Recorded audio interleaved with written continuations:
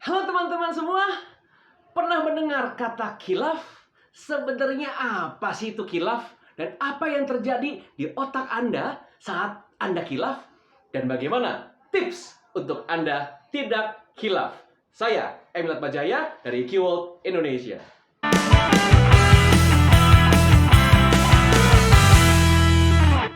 Nah teman-teman, apa sih yang membuat kita khilaf?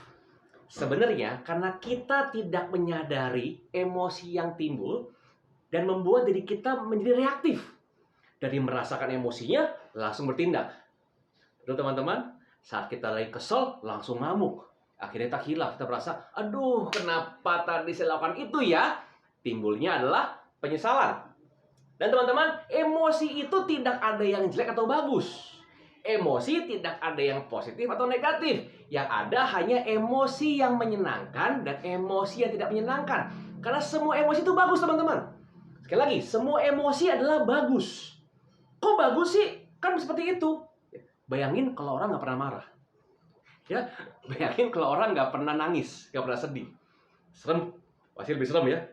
Nah, jadi emosi itu hanya ada emosi yang tidak menyenangkan dan emosi yang menyenangkan. Sekali lagi, karena semua emosi itu bagus. Dia hanya signal.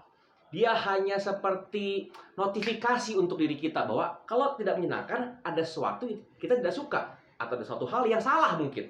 Tapi kalau menyenangkan, ada suatu hal yang membuat kita lebih bahagia. Nah, itu adalah hanya signal atau penanda saja sebenarnya. Itulah emosi. So, jangan takut dengan emosi tidak menyenangkan. Nah, sebenarnya apa sih yang terjadi saat kita khilaf?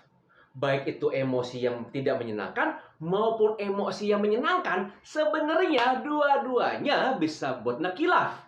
Asalkan emosi itu intensitasnya sangat tinggi. Jadi dua-duanya bisa buat khilaf. Apa contohnya? Contoh, lagi kesel. Tadi saya bilang lagi kesel, emosi yang tidak menyenangkan kan, itu kan kalau kesel kan, langsung ngamuk. Jadi khilaf. Jadi nyesel deh. Sama halnya dengan jatuh cinta.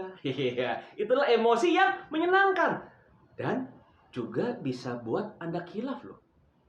Contohnya apa? Kita nggak bahas sini ya. Oke, tentang jatuh cinta. Emosi yang menyenangkan pun dapat buat Anda khilaf. Semuanya diberikan. Nah, itu bahaya akhirnya.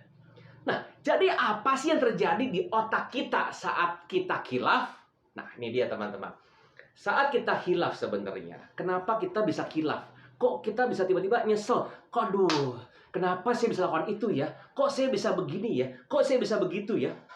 Seandainya tadi saya lakukan ini, seandainya saya tadi tidak lakukan ini. Apa sih yang terjadi sebenarnya? Menurut Triune Brain Model, banyak brain model tempat lain di edukasi yang lain. Hari ini saya menjelaskan sedikit tentang Triune Brain Model. Ada 3 otak menurut Triune Brain Model sekali lagi. Apa itu? Cortical brain. Yang pertama adalah cortical brain. Itu adalah otak logika, otak berpikir. Fungsi cortical brain adalah untuk berpikir. Kedua adalah namanya limbic brain. Itu adalah emotional brain. Fungsinya adalah untuk menavigasi atau merasakan emosi yang muncul. Yang ketiga adalah reptilian brain atau primitive brain. Inilah fungsinya untuk mengatur detak jantung kita.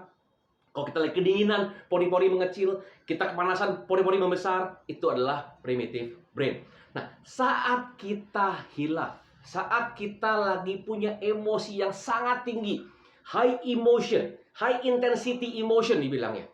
Nah, itu sebenarnya cortical brain bentuk seperti ini. Ini cortical brain, ini limbic brain. Ya. Saat kita lagi ke hijack emosi dibilangnya. Emotion hijack.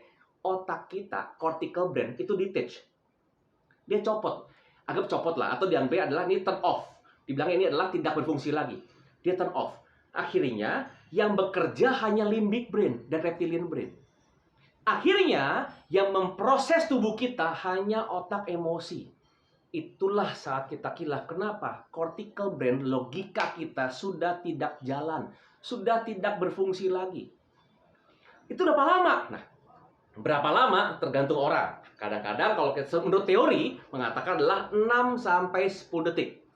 Jadi sebenarnya saat kita tenang, diam, 6 detik sebelum kita mengeluarkan emosi kita, mengeluarkan tindakan kita, itu dia sudah menurun intensitas emosinya. Setelah intensitas emosi yang menurun, akhirnya kita bisa menavigasi emosi kita supaya kita nggak khilaf. Pernah nggak lihat orang atau ngomong kayak gini? Tuh orang marah-marah melulu ya, kayak nggak punya otak. Tuh orang kayaknya nyebelin banget ya, kayak nggak punya otak. Lah, emang nggak punya otak, kalau otak lagi copot.